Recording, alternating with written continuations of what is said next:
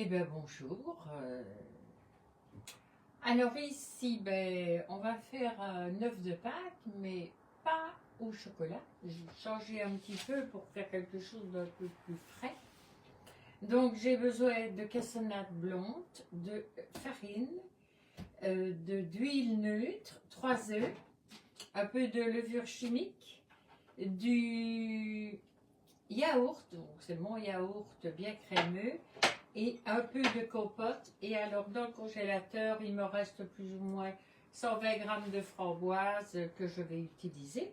Donc je vais d'abord faire préchauffer mon four à 180 degrés. Donc hop, on fait préchauffer. Comme ça, on est tranquille avec ça. Voilà, comme ça, c'est plus facile. Donc le four, il est mis en préchauffage. Nous allons mettre ici.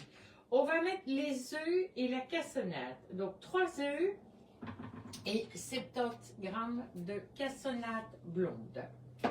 Donc 3 œufs.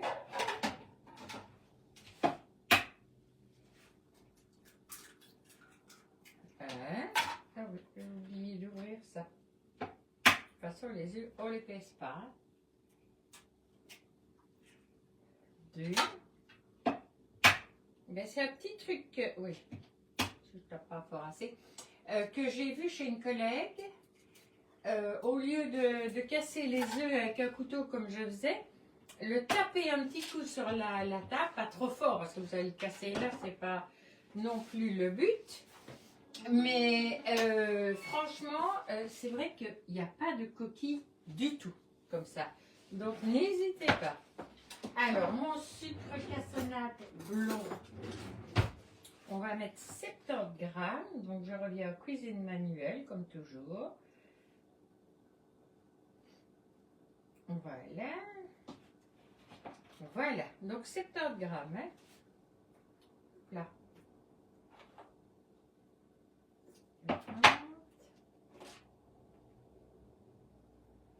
Allez, fait. Hop.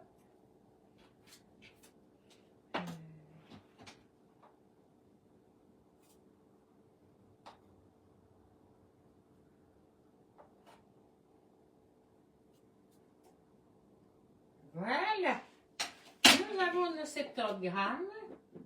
Bonjour Dolores, bonjour Ludivine. Donc voilà, on va mélanger 1 minute 30 vitesse 4 pour bien faire mousser tout. Hop. Donc 1 minute 30 et vitesse 4, c'est bien ce que j'ai dit, oui, ok. Donc voilà, il va mélanger. Comme ça, il va mousser et ce sera très très bien pour la préparation. Alors, quand j'aurai terminé de faire ma cuisson au niveau de mon œuf de Pâques, donc le voilà. Donc voilà, mon œuf de Pâques. Et alors, donc avec un petit lapin dans le fond, j'ai déjà préparé ma petite grille qui maintenant est en vente sur la boutique. Donc moi ici je viens de recommander une deuxième parce que j'en avais besoin, ce qui fait que je vais le faire cuire à peu près 30 minutes, donc ça va gonfler, et puis avant que ça ne commence à monter trop fort, je mettrai une feuille de cuisson et ceci. Donc je mets la feuille de cuisson ici dessus et puis ceci, et ça me permettra justement de ne pas avoir du tout de problème, de ne pas avoir une base. J'aurai vraiment un œuf plat de ce côté-là. Donc voilà, alors je ne sais pas si je vais faire une décoration au chocolat, je verrai bien ça. Vous verrez dans les photos si je le fais. Parce qu'on peut à ce moment-là, soit tout autour, soit juste le lapin, faire fondre du chocolat et le mettre ici, le faire fondre et le mettre ici. Et alors ensuite remettre l'œuf quand ce sera terminé. Donc voilà. Et alors il se soudera à l'œuf et j'aurai un morceau au chocolat. Donc voilà. Ah oui, il a bien moussé. Regardez. Hop. Enfin, je ne sais pas si vous allez le voir. Si je vais devoir le pencher trop fort, mais il a bien moussé. Donc c'est parfait. Alors, c'est bon, ça c'est fait. On va ajouter la compote. pour 100 grammes de compote. Hein. C'est une compote faite maison, donc c'est pour ça que je l'avais déjà pesée. C'est un peu comme mon yaourt. Hein.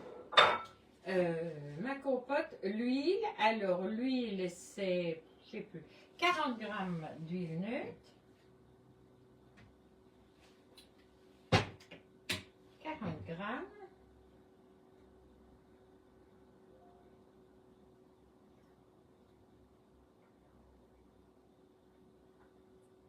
Alors, si vous cherchez une bonne huile neutre, petit conseil, prenez l'huile de pépins de raisin. Elle est vraiment géniale.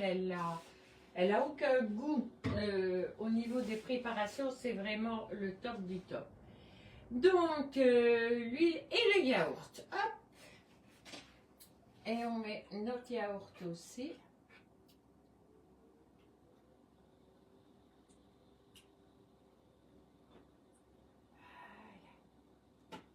J'essaye de bien tout reprendre. Parce que comme j'avais bien pesé juste.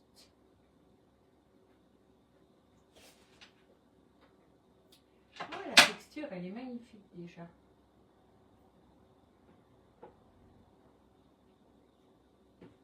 Voilà. On va prendre ceci pour ne pas salir tout. Mélanger 20 secondes, vitesse... Non. 20 secondes, vitesse 4, je dis bien. 20. Avec le couvercle, ça va tout de suite mieux. Hein. 20 secondes. Et vitesse 4. Ok, c'est parti. Je rappelle à celles qui sont là, pensez peut-être à m'envoyer votre adresse mail pour avoir la newsletter du dimanche. Donc j'ai dit 120, oui, ça c'est pas assez ça.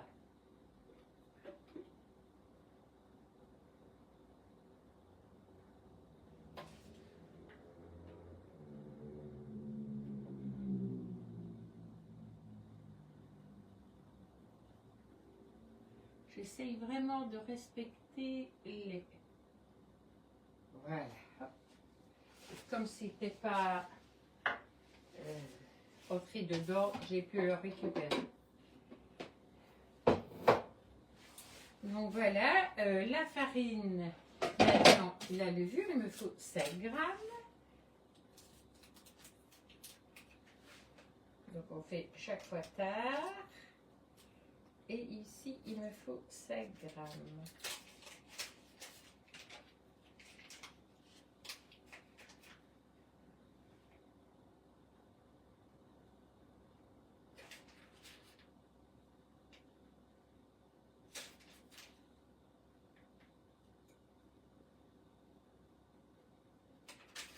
Voilà, c'est parfait. J'ai mes 5 grammes. Donc, je referme ça pour ne pas perdre ce qu'il y a dedans. Voilà. Je remets le couvercle. Je remets le couvercle. Et je remélange 20 secondes, vitesse 4. Donc, 20 secondes et vitesse 4. Ok. Voilà. Et c'est mes dernières framboises du jardin. On n'en a eu plus beaucoup, mais bon, voilà. Ok.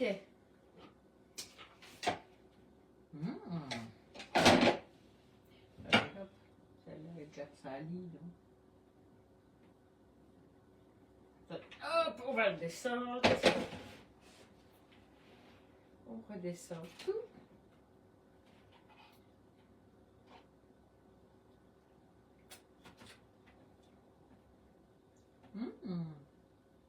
C'est super bon. C'est un bon petit goût. Voilà, je le remets. Et je crois que c'est les framboises maintenant. Ajouter les fruits rouges. Donc voilà, c'est... J'ai juste 120 grammes. Donc quand vous prenez des congelés, vous les laissez congeler pour le mettre.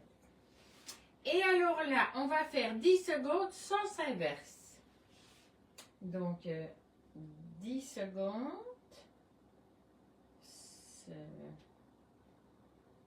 Sens inverse et vitesse 2. Ok. Voilà, donc ce sera très très peu parce que c'est juste pour bien mélanger. Hop, un petit goût. Nous allons prendre ceci et on mettra tout ici dedans.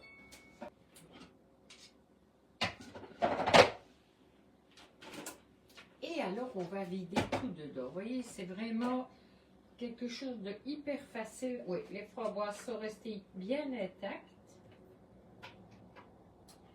Donc ici, on fait tout redescendre. Donc comme c'est une pâte assez fluide, ben, ça ira tout seul. Quand je fais mes gaufres, c'est une vraie catastrophe. Parce que je fais mes gaufres et la pâte, je la mangerai comme ça. Donc voilà, tout est mis dedans. Très très facile et bon, les fruits n'ont pas été réduits en morceaux, rien du tout, donc c'est parfait. Nous allons maintenant enfourner 45 minutes à 180 degrés. 180, il est déjà préchauffé. Et dans une demi-heure, je vais aller voir à quelle hauteur il est, peut-être même avant. Je vais aller chercher une feuille de cuisson que je mettrai dessus avec ceci dessus, ce qui me permettra justement de ne pas avoir de risque. Je vais recouper des petites, donc voilà. Donc je le mettrai comme ceci sur mon œuf et ça me permettra d'avoir une base bien lisse. J'espère que cette petite recette vous aura plu. Alors, ce qui est chouette avec cette recette-là, donc moi je l'ai faite avec des framboises frangées, mais vous pouvez le faire avec n'importe quel fruit. Vous pouvez mettre des fruits des bois, vous pouvez mettre des myrtilles, vous pouvez mettre des abricots, des pêches. Mais si vous mettez des abricots, des pêches, donc des choses plus gros, vous les coupez en petits morceaux et vous n'en mettez jamais plus que 120 grammes pour qu'il n'y ait pas trop. Vous pouvez mettre du kiwi aussi quand c'est la saison. Je vais dire, c'est pas parce que c'est un œuf de Pâques qu'on ne peut le faire qu'à Pâques. Vous le faites quand vous voulez. Il a une belle présentation. Je trouve que ça, c'est justement ce qui est sympa, ce petit œuf. Vous pouvez aussi, avec cet œuf de Pâques, réaliser des coques. Donc, c'est-à-dire badigeonner tout le moule intérieur en 2 fois avec du chocolat, couleur que vous voulez. Donc vous le badigeonnez, vous laissez prendre, puis vous rebadigeonnez pour que la coque soit un peu plus épaisse. Puis vous démoulez quand il sera bien pris. Souvent, moi je l'ai fait prendre au congélateur.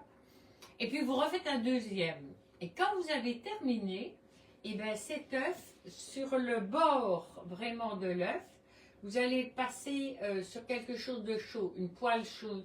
Faites chauffer votre poêle, par exemple, sur une taque. Et bien, vous passez votre œuf un tout petit peu, vous le prenez et vous déposez l'autre dessus. Ils vont se souder ensemble. Donc, souvent, moi, quand je fais ça, je mets autre chose dedans. Donc, vous pouvez le garnir avec des petits œufs, avec ce que vous voulez. Mettez dedans. Vous le déposez sur la table, vous faites ce que je viens de vous expliquer sur la poêle, donc ça va liquéfier le bord de votre œuf et vous le repositionnez parfaitement dessus et vous ne touchez plus, vous le laissez bien refroidir, puis après il vous suffira de regarder s'il n'y a pas des barbes, etc. Et vous aurez un œuf complet. Donc vous voyez, on peut faire des tas de choses avec, moi je trouve que c'est super sympa comme modèle, voilà. On ne s'en sert pas que à Pâques, on peut s'en servir pour un anniversaire, on peut s'en servir à d'autres moments. Quand il y a des enfants dans les parages, ils adorent ce genre de choses. Donc voilà, allez les mamies, à la cuisine. Je vous souhaite une merveilleuse après-midi.